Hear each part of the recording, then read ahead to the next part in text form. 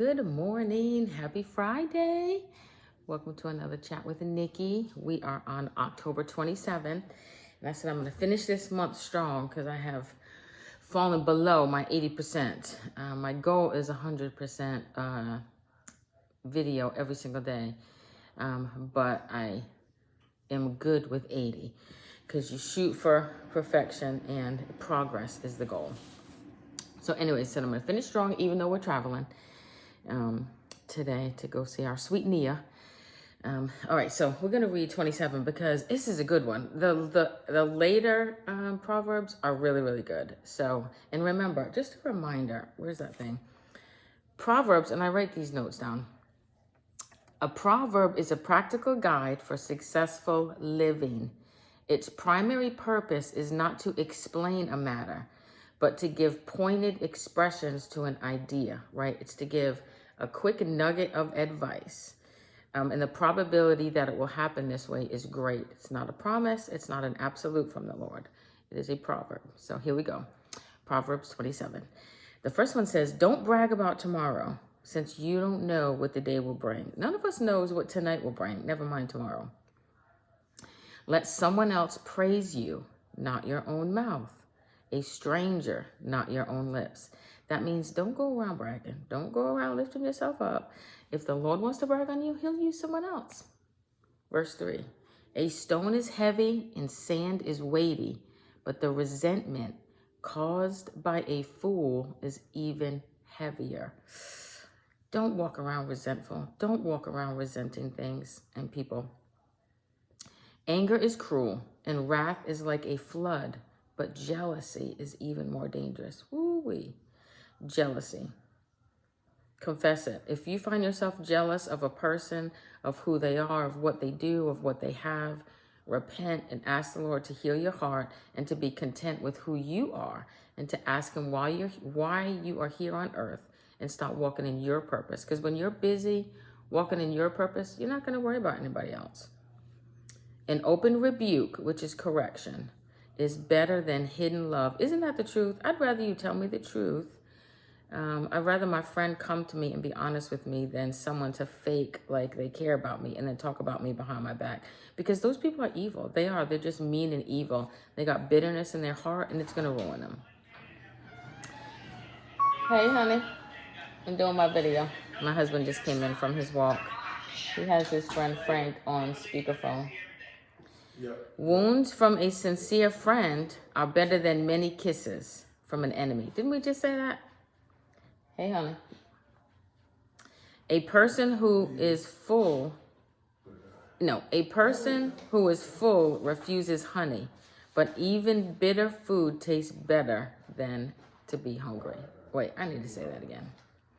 A person who is full refuses honey, but even bitter food tastes sweet to the hungry. That is true. That means don't be picky. A person who strays from home is like a bird that strays from its nest. Isn't that so true? Go back to your family. If you're estranged from your family, make amends. The Lord put you in your family for a reason. As hard as that is to believe sometimes, he could have chosen for you to be born anywhere on this planet. He could have chose for you to be born into any family of his choosing, and he chose the one he gave you. Make amends, forgive, eat humble pie, apologize even if you're not wrong, because what that says is this relationship is more important than me being right. Pick the relationship over being right.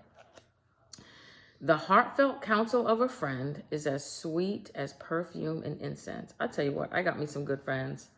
And there's nothing like a conversation, a text, a hug, a visit. It fills your love tank. Get you some good friends. Never abandon a friend, either yours or your father's.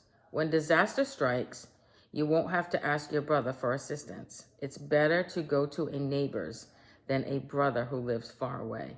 Basically, what he's saying is take care of the relationships that you have, because when you need help, you're going to need the people closest to you. Not that you can't depend on your brother or sister, but they may be far away and you need someone that's close.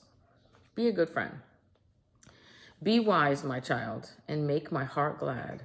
Then I will be able to answer my critics.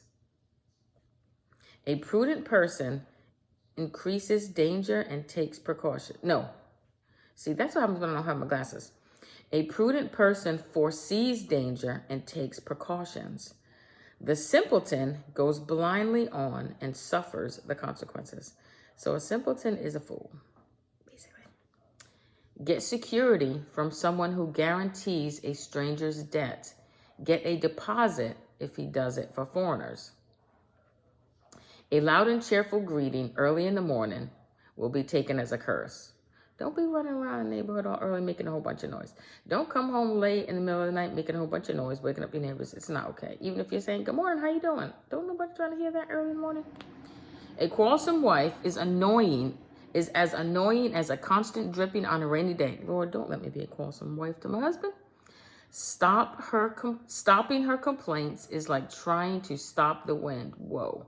Or trying to hold something with greasy hands. Don't be a complainer. Don't nitpick to your husband or to anybody.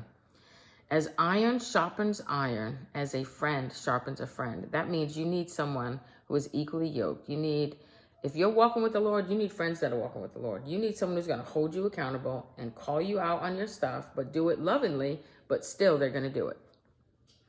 As workers who tend a fig tree are allowed to eat the fruit, so workers who protect the employer's interest will be rewarded. As a face is reflected in water, so the heart reflects the real person. Just as death and destruction are never satisfied, so human desire is never satisfied. We have to learn to be content with what we have. That doesn't mean you don't work harder and strive for more. That means you're satisfied and content where you are. It doesn't mean you're bitter and angry until you get what you want. That means you're peaceful, you're satisfied. Fire tests the purity of silver and gold, but a person is tested by being praised. What do you do when you're praised? Are you thankful? Are you humble? Or are you proud and arrogant? You cannot separate fools from their foolishness. That is the truth. I'm going to read that again. You cannot separate fools from their foolishness. So just get out of the way and remove yourself.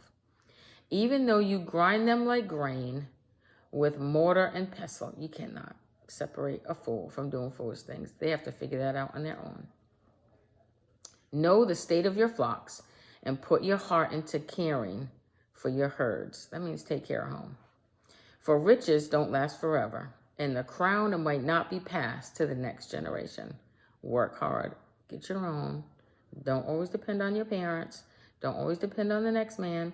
I'm not saying they're not going to help you, but you need to get your own. After the hay is harvested and the new crop appears, and the mountain's grasses are gathered in, your sheep will provide wool for clothing, and your goats will provide the price of a field. You have to remember, in the times that the Bible was written, that's how they made money. They were farmers, they were herders. So basically they're saying work hard. If you work hard, you'll be rewarded. And you will have enough goat's milk for yourself, your family, and your servant girls. That means when you work hard, the Lord's going to give you overflow, enough for you, your family, your neighbors, whoever is in need of help. You're going to have enough to help them. So that is the video. We are about to gather up our stuff and get up out of here. We're about to have us a wonderful weekend. Thanks for tuning in to A Chat with Nikki. I will see you all tomorrow.